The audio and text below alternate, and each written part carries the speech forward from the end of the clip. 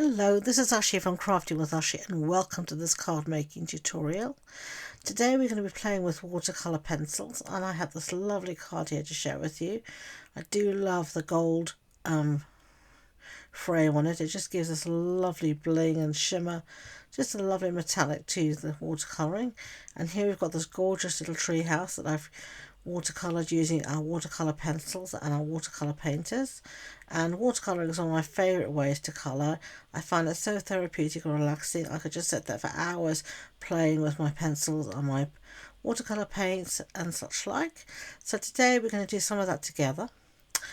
And the stamps that I'm going to use is this one called, oh gosh, what's it called now? I have to think.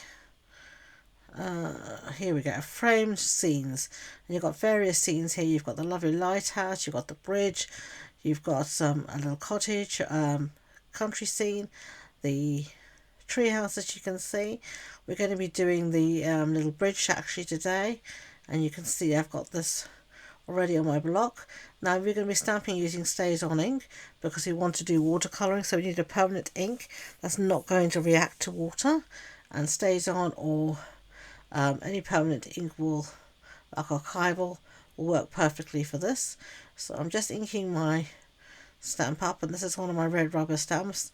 Sadly, Stampin Up are stopping making red rubber stamps because they're struggling to source quality red rubber, not because they don't love the product. We do love the product, it's just that we can't source quality rubber, we can't make quality stamps unfortunately.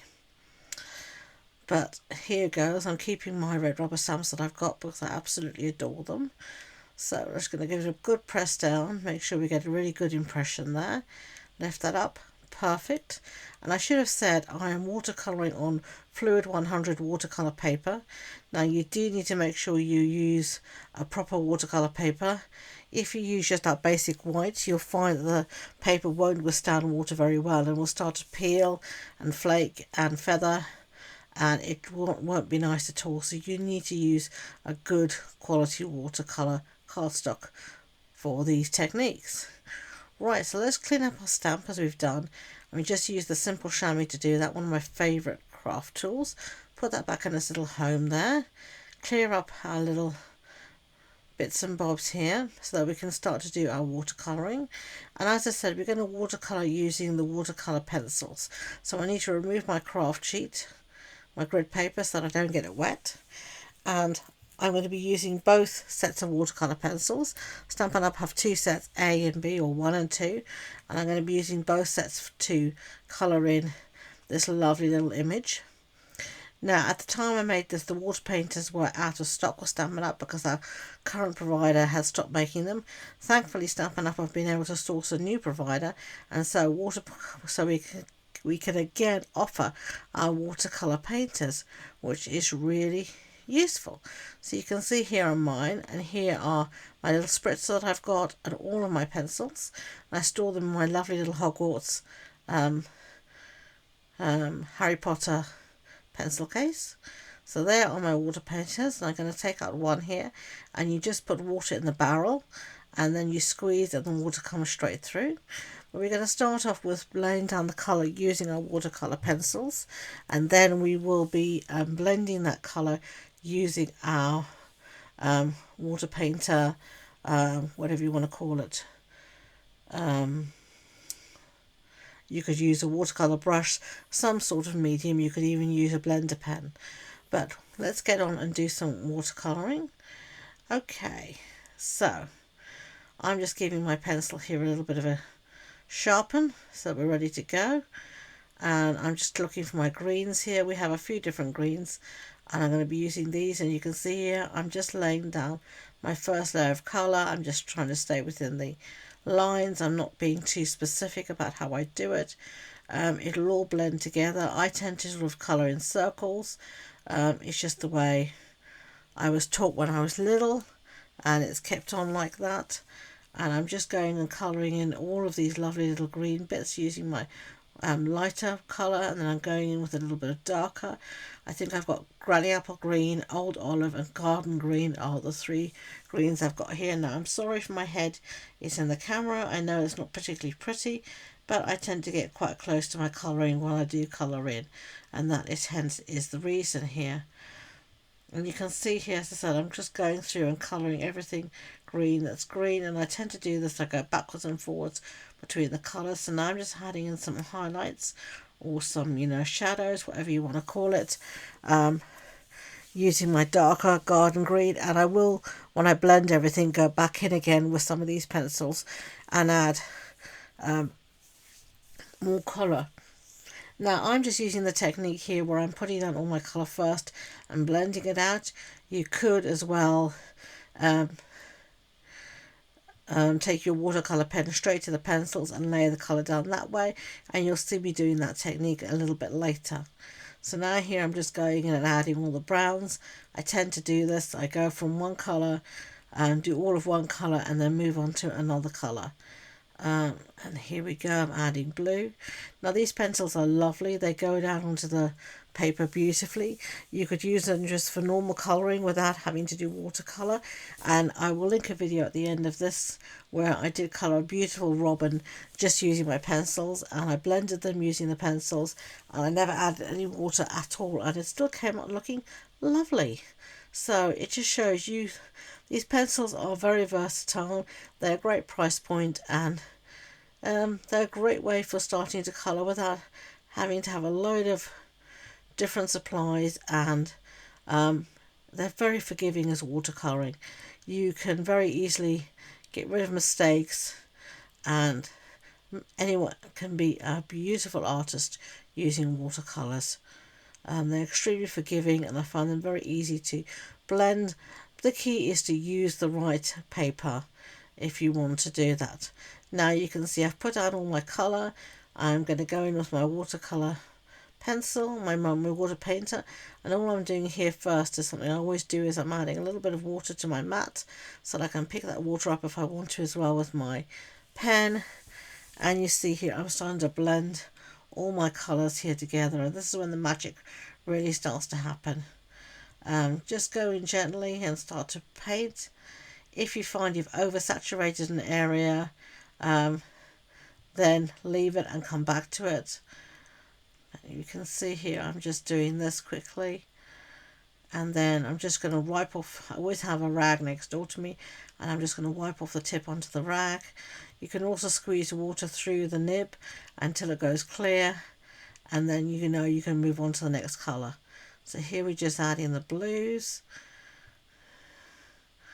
and I think I use Balmy Blue mainly for this, as well as a little bit of Pacific Point, which is one of the retired colours, but I'm still using my set even though one of the colours is retired, the rest are all still current.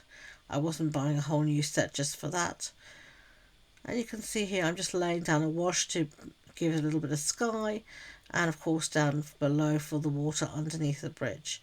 Now I'm just using again my little pile of water to clean my brush, and you can see here me going in with this technique where I'm taking my brush to the tip of the pencil, just the tip. You don't want to dip the whole pencil in water.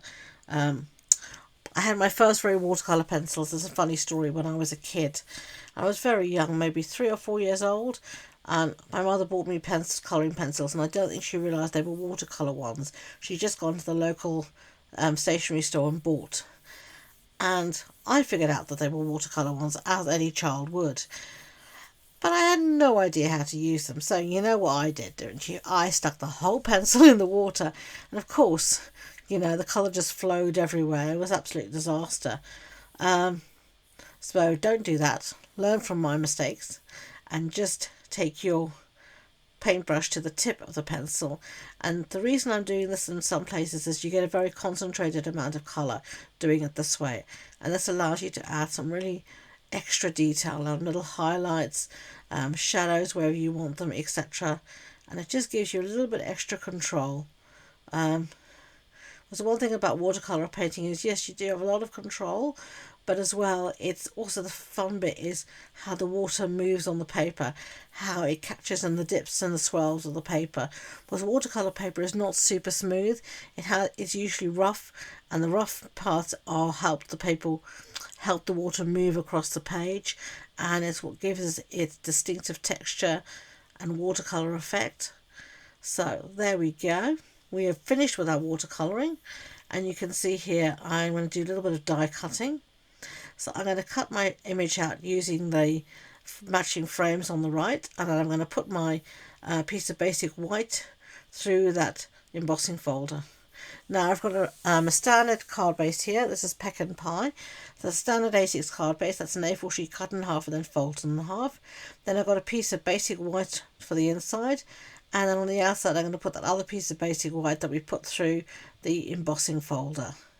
Now I should say, if you're enjoying this video, I'd be grateful if you could give it a thumbs up, and don't forget to hit that subscribe button. It's most appreciated. Okay, so now we've got this lovely little frame that I've cut out using from our gold foil cardstock, and I put a bit more too much glue on the back, so I'm just wiping off the excess on the silicone mats. And then on my original here, I did pop this up using dimensionals, but I didn't like that effect. I liked it actually flat. It just looks better. So I'm going to put a little bit of glue, and I'm going to inlay my watercolour into that frame like that. Isn't that cute? Really, really lovely. I do love it. Now for a sentiment.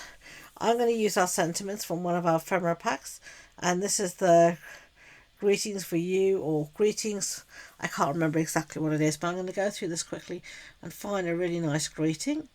Now you can see here, because I've got a lot of water on that page, it started to buckle a little bit, so I'm just taking my block, sticking it over the top until it's dry. Now I'm just checking out my sentiment. I'm going to use that one, thinking for you. I think it matches perfectly. I'm just going to stick that down again, and this time I'm going to use just a few little dimensionals on the back of that. So if you are interested in this project, all the measurements and all the supply list is linked below in the description box below. You can find more information on my blog, and of course all my blogs, my blog and all my social media links are also in the description box below, so do check those out. And getting rid of all those backings, and I'm going to stick my sentiment down, thinking of you. Look at that. And then I'm going to add a little bit of embellishments here using the neutral adhesive sequins. I'm just using a few of these gold ones, and I'm going to scatter a few here and there. Enough as good as a feast. Isn't that cute? I do love the two cards and how they turned out. I hope you do too. Thank you for joining me today for this watercolouring tutorial featuring the frame, seam, stamp and die set from Stampin' Up. And until next time, enjoy being creative. Bye.